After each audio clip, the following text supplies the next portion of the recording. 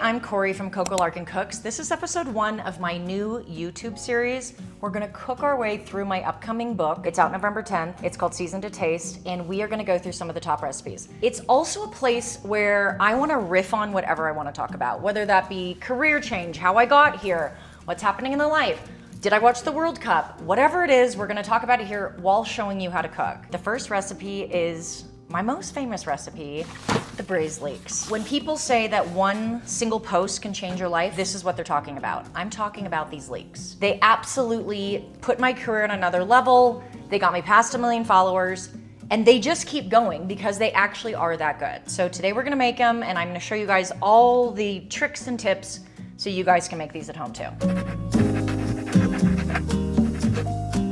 Now, people are like, leeks are dirty. How do you get the dirt out? How do you make them so they stand up? Yes, they are. We're gonna soak them. You're not gonna be chewing on any grit, don't worry. First off, we are gonna take whatever roasting pan you're gonna use, and that's how you're gonna measure how high you're gonna cut the leek. So this is about 1.5 inches. Got my leek. We're gonna measure out about 1.5 inches and then see if that fits. That looks lovely. So cut, and then we're gonna take these and soak them in water. One of the most common questions I get asked is, how did you get here? So how did you go from selling ballistic glass, AKA bulletproof glass for military vehicles, to cooking on TikTok or Instagram? And it started with, I've been cooking for probably 20 years, and I used to post it onto my Instagram stories, like the highlights, and I would just save them there. So it'd be like story, you know, no edits. And then one of my friends was like, can you just find a home for them?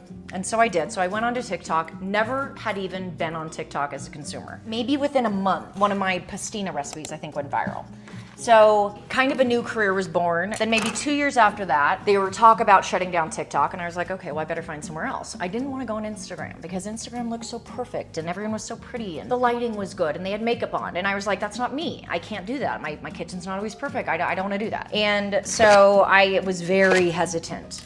And then finally I went on there, and I had like 2 years of content, many viral recipes, and it just exploded. So I think about a year into being on Instagram is when I made these leeks. We can talk about career changes, we can talk about whatever, but around that time I'd sold my business. So I was like, okay, I'm gonna go all in and see if I can make a living out of doing this.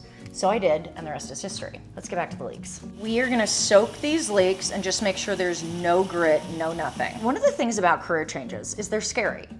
Like, what if it doesn't work out? I mean, I was in a position where I just sold a business and I had the funds to be able to be like, I'm gonna do this full time. I'm not just gonna do it in the evenings or on the weekends. I'm gonna go all in. And I went on Instagram, started my Substack, did the whole thing. Now, a couple years later, here I am on YouTube. So I had the ability to go all in. I think if you don't, then you wanna kind of get to a place where you're making enough money before you do go all in. So like, maybe you're obviously keeping your daytime job until you do that. There's so many ways to kind of skin this cat, but that's the way I did it. Also think you have to have an unerring belief in yourself that this is gonna work out. Like, you have to be blowing your own horn. You have to be 100% confidence, because if you don't believe in yourself, no one else is gonna believe in you. Leeks have soaked. We're gonna line these up. Now let's get the butter. Butter and anchovy is arguably one of the best things in the world. Next, you're just gonna strip the thyme leaves off. To do this, hold it up and just pull down. We're gonna do like maybe 6-7 stalks. So one of the things I get asked a lot as well is, like, do you make any money doing this? I am someone who made quite a bit of money in my last career. I mean, relatively speaking, I'm not making hedge fund money, but I'm doing well. And I needed this career to be as big as that. And that wasn't an easy ask. But yes, I finally got it to the stage where I am. Because one of the things about me, if I'm gonna do something, I'm gonna do it all in. I'm gonna do it so that this career is either as big as or bigger than the last one. For some reason, when women talk about like that they like making money or that they like doing well, it ruffles people in the wrong way. And I think those are deeply insecure people, but still, there's still something like where people find it so unsavory when a woman says, I want a career and I want to make a lot of money. But even in the year of 2026, when a woman says she wants to be successful and make money and live a big life, people get feisty about it. At this stage, the anchovies have broken down and melted and dissolved. Some people don't realize that anchovies dissolve. They do. We're gonna go in with that thyme. Let the thyme crackle a bit, and then in with some lemon zest. And basically that's gonna start like blooming in the fat. So the oils are gonna start releasing in both of those. Now in with some white wine. And would this even be a dish of mine if we didn't add some heavy cream? Salt, even though there's salt in the anchovy. And let that come to a boil and simmer for a couple of minutes, and then it's done. You're now gonna butter up a baking dish. And what that means is you're just gonna put some softened butter and rub it all around the inside. You don't need a ton. Now to get the leeks in the pan. You kind of wanna make it so there's a couple taller pieces, couple shorter, so it looks aesthetically pleasing. And you're just gonna kind of get the bulk of them in and then start squeezing them in. You do want them to be pretty tight, because what happens is if they're not tight, there'll be too much kind of juice in the pan and it's not gonna be good. You need them to be snug. Okay, so we were talking about career change, and we were talking about women in the workplace and making money. And I know there's this like whole movement toward trad wife stuff. And I find it ironic, because the people who are representing the trad wife kind of movement are all very successful women. So I don't quite know how that works, but I do find it kind of funny. Last leek. There we go. This is another thing people get really weirded out on my page about. Why do you only use Maldon salt? Why don't you use kosher salt? I like Maldon salt. I know how to season with it. Leave me alone. Now you're gonna go in with some tarragon leaves. Tarragon is another thing that people get funny about. When it's raw, it has more of an anise flavor, and when it's cooked, it almost takes on like a cinnamony taste. Now you're gonna pour this mixture right over the top. If you had a covered like roasting pan, great. This doesn't, so I'm gonna cover it with foil. If you're someone who doesn't like cooking with foil, don't cook with foil, cook with something else. Normally I would be tucking fresh bay leaves in there, but I don't have any. I'm up in Idaho and I'm not at my regular kitchen, so I don't have my bay tree, and I hate dried bay leaves. There's something about them, I really dislike them. So I'm gonna leave the bay leaves out. If you at home can find fresh bay leaves, you're gonna tuck those into the leeks before they go into the oven. I'm going this onto a roasting tray, because if you've ever had burnt cream in an oven, you don't want to know that. 325 for about 45 minutes. Another question I get asked a lot, why do I cook with those little mini ovens if I have like a big oven? They take almost no time to heat up, they don't heat up the whole house, and everything about them is more efficient. So I only use a big oven now once a year on Thanksgiving exclusively. For me, it's mini oven or nothing. What to do with the leftover leeks? Obviously, you're not throwing them away. So what I do is I kind of break them open, again, so you can get all that grit out, and I'm gonna roughly chop them, soak them, clean them, and then freeze. One of the best tips I have is every time I use a vegetable, cut up an onion, peel a carrot, the ends of celery, it goes into Ziploc baggies into my freezer. And then when I go to make my weekly stock, my bone broth, my chicken stock, whatever it is, I don't have to be like, here's an onion and whatever. It's just vegetable scraps. So it's kind of like waste not, want not. One of the things I found interesting was how many comments I got that was like, I've never cooked with a leek before. What does a leek taste like? And this was part of my French series of what French people eat at home. And I'm big into French cooking. I love their ethos. I love how they cook. I love how they eat. Butter, cheese, cream with abandon. And they just have like a normal portion size. So that's why all the French people are like beautiful and thin. I mean, they also walk a lot and do all that kind of stuff. But things like this, these leeks are so deeply satisfying. It's a comfort food. But then also, I don't know, I feel like as Americans, we don't eat enough leeks. And then I also get comments like, aren't you worried about your cholesterol? What about your butter intake? You're not gonna eat the whole tray of leeks. You're gonna eat a portion of leeks. But because it's so deeply satisfying, you don't feel the need to like overeat. You're gonna just eat until it feels good. This can also be served as either a starter, and I do that with crusty bread. But if you went the anchovy-free vegetarian route, then this could even be a main course. This is how we're gonna do it. These are gonna soak, and then you're gonna rinse them off, pat them dry, freeze them. I've got 45 minutes to kill. I'm thinking maybe we go thrifting. Thrifting is another thing that I love doing. It's one of my favorite pastimes. I like thrifting for cookware items, cookbooks, everything. It's where I get all of my best items. I'm known for like all my interesting cookware. I told you guys that before, but where I find them is either estate sales, thrift stores, eBay, or Facebook Marketplace. I'm up here in Sun Valley, Idaho, and their thrift stores are next level. So maybe we go thrifting.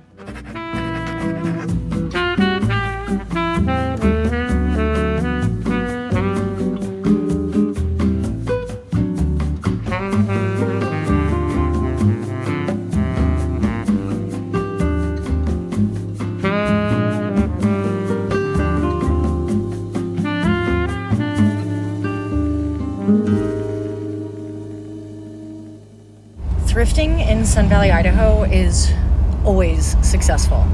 I probably go thrifting every other day up here just because there's always new items, but like I never not find something good.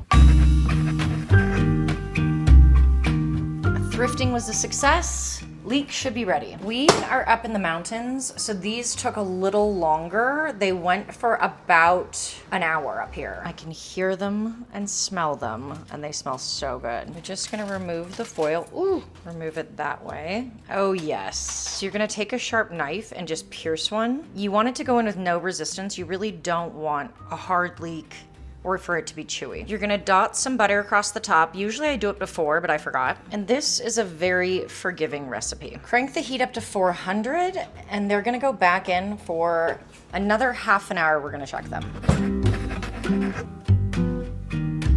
One of the other things I wanted to talk about was the World Cup, but specifically Erling Haaland. I used to get such the ick by men who carried like very expensive designer bags. It just didn't work for me. It screamed kind of try hard, and when he does it, I'm like, yes, Erling. I don't know why there's a difference, but there is. When he does it, it's like cool, hot, amazing. When other people do it, certain American athletes, it is cringeworthy. When he wore that white silk suit to the Dolce & Gabbana event in Taormina right after Norway went out of the World Cup, and I'm half Norwegian, so I feel like some sort of kinship here. But right after Norway went out of the World Cup, I was like, oh my God, his girlfriend is stunning, beautiful. And he like eclipsed her.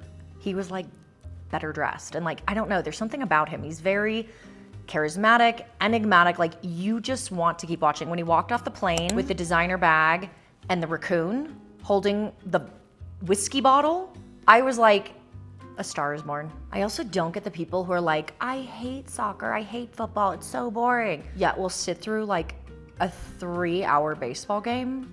I'm like, baseball to me is quite slow. It's a slow-paced sport.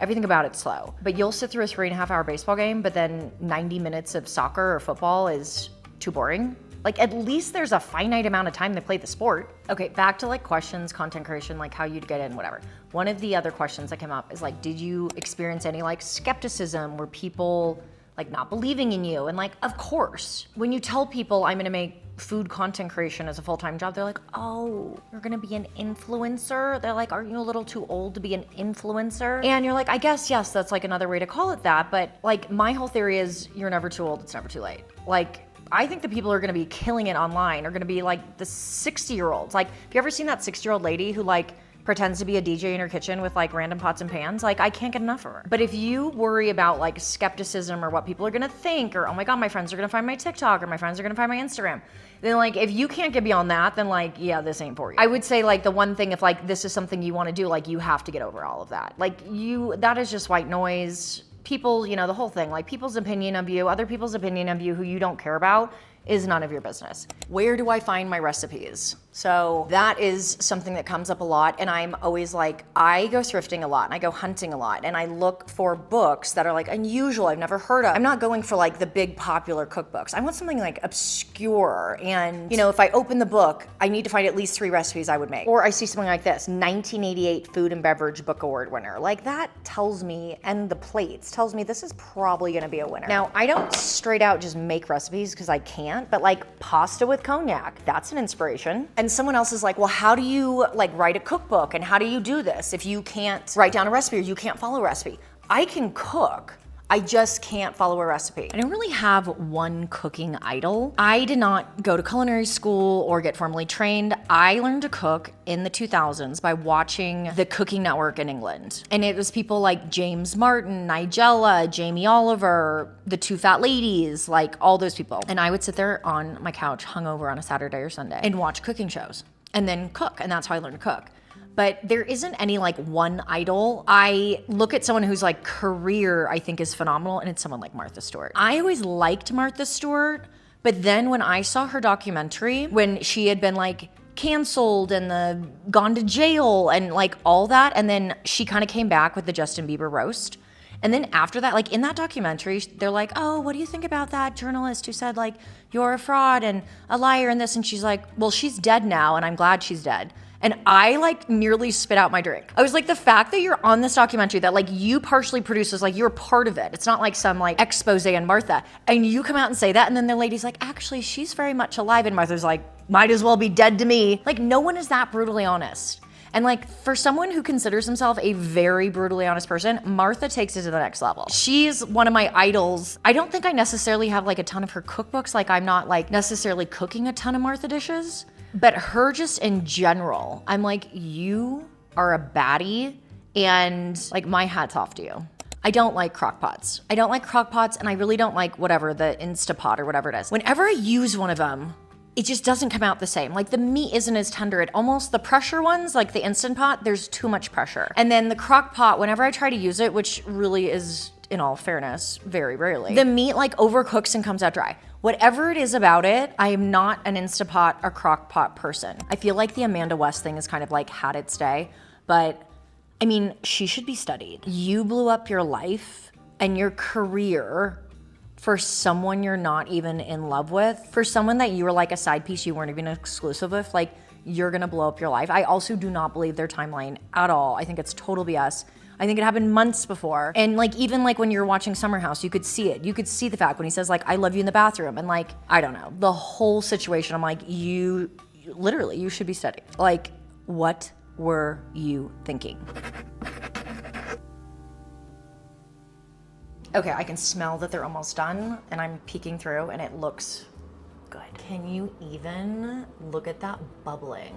There's a reason why this is my most popular, viral, reposted made dish ever. And it's that smell. Like everything about this is delicious. We are gonna serve them on that plate I just thrifted. How adorable. Show you guys, hand painted in Italy for Gumps. Oh my God, that was like that famous fancy 80s department store. $3, this was the score. We're gonna plate it onto here. I like serving this as a starter and then like dipping my bread through. So I got this baguette. And so I let this sit for a couple minutes and it kind of just like soaks everything back up because you've got it all bubbly and you want it to kind of mellow for a second. These are stunning.